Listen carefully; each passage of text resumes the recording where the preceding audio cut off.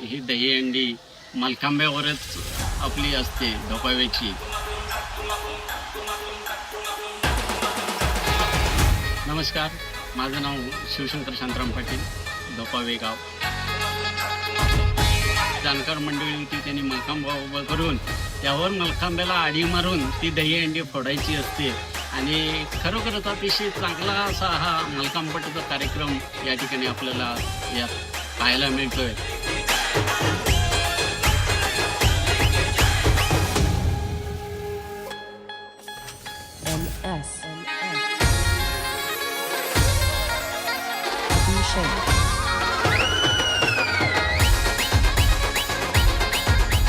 छोट्याशा गावामध्ये अतिशय चांगल्या खेळीमेळीच्या वातावरणामध्ये अशा आम्ही 4 हंड्या इथं या गावामध्ये उभ्या केल्या जातात.